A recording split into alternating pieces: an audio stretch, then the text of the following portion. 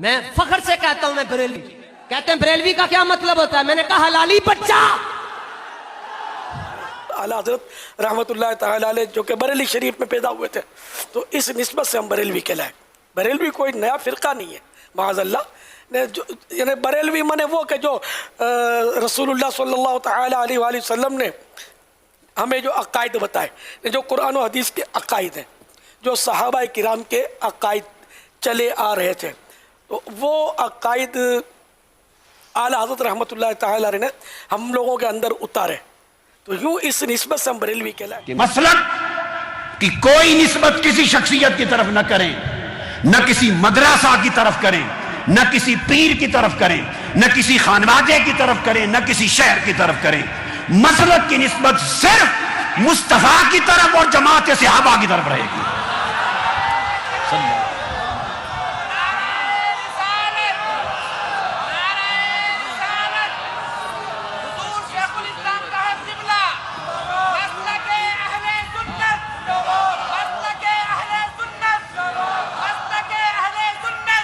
جب آپ اپنے مسلک کو شخصیتوں کی طرف یا مدرسوں کی طرف یا اپنے پیروں اور سلسلوں کی طرف اور شہروں کی طرف منسوب کرنے لگ جائیں گے تو آپ کا سواد اعظم ٹکڑوں میں بٹ جائے گا اور آپ فرقے بن جائیں گے. اور فرقے حضور نے فرمایا 72 کے 72 فرقے جہنم میں جائیں گے.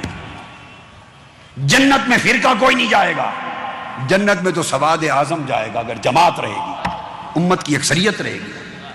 پھر پاکستان اور ہندوستان والوں یہ سمجھو کہ جو گورکھ دھندے آپ کے ہیں، جو مسائل آپ کے ہیں، جن باتوں پر آپ فتوے لیے پھرتے ہیں، انہیں ہندوستان سے باہر تو ان باتوں کو جانتا ہی کوئی نہیں. وہ اہل سنت جو ملک کے شام میں رہتے ہیں ان پر کیا کہیں گے؟ وہ جو مصر میں کل اہل سنت ہیں ان پر کیا فتوہ لگائیں گے؟ وہ سنی ہیں یا نہیں؟ وہ فلاں کے بارے میں کیا کہتے ہیں، فلاں کے بارے وہ فلاں بلا کو جانتے ہی نہیں ہیں. اردن و فلسطین میں اہل سنت ہے کیا کہیں گے؟ عراق میں اہل سنت ہے ان پر کیا کہیں گے؟ ان کو تو پتہ ہی نہیں. یہ ہمارے ہند کے معاملات ہیں. تو ہندوستان کو مسلک اہل سنت کے اوپر نہ چڑھاؤ، مسلک کو ساری دنیا کے اوپر رہنے دو، علاقے کو نہ بڑھاؤ. چونکہ مسلک تو مغرب میں بھی اہل سنت ہے، سوڈان میں بھی اہل سنت، لیبیا میں بھی اہل سنت، لیبیا کے بعد الجزائر میں بھی اہل سنت، ٹیونس میں بھی اہل سنت، عراق اور فلسطین اور اردن میں بھی اہل سنت، ملائیشیا انڈونیشیا میں بھی اہل سنت. ارے اہل سنت کا عقیدہ آقا کا میلاد ماننے والوں کا عقیدہ، حضور کی غلامی محبت کا دم بھرنے والوں کا عقیدہ تو دنیا کی 50 مسلمان ریاستوں میں ہے، بلکہ 56 میں سے کم از کم 52 اسلامی ریاستوں میں ہے. وہ تو ہمارے انڈیا کے معاملات سے واقف ہی نہیں ہیں، انہیں تو یہاں کی بولی نہیں آتی، یہاں کے مسائل سے واقف نہیں.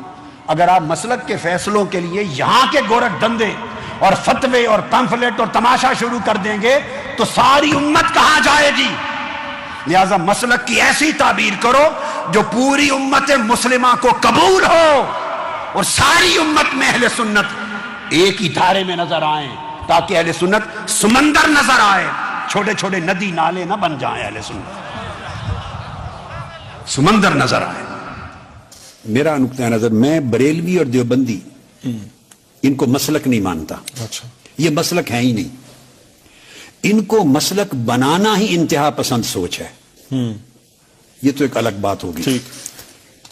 یہ دو مدارس ہیں انڈیا میں، دو شہر ہیں، ان سے پڑھ کے آنے والے دیوبندی کہلائیں یا بریلوی کہلائیں، مگر انہیں مسلک کا عنوان دینا بذات خود مس انٹرپریٹیشن آف ریلیجن ہے، مذہب کی غلط تعبیر ہے. یہاں سے تنگ نظری جنم لیتی ہے اور جو دین اور مذہب کا ایک سمندر ہے اسے تنگ کر کے آپ ندی نالا بنا دیتے ہیں. ٹھیک، اس کو اچھا ٹھیک وہی ہے، نہ دیوبندی چھاپ ہے نہ بریلوی چھاپ ہے. وہی میں دیکھ رہا تھا، ایک طرف انور شاہ کشمیری صاحب کے اور ایک طرف، یعنی ہم نے علوم کو جمع کیا ہے اور اعتدال پیدا کیا علم میں. یہ بات صحیح ہے. اور یہ سارے علوم عرب اور عجم کے اساتذہ اپنے والد گرامی کے ذریعے، وہ بھی بغداد اور ان تمام عرب ممالک میں فلسطین تک پڑھے، یہ کر کے ان کو میں نے جمع کیا ہے، اکتساب فیض کیا ہے.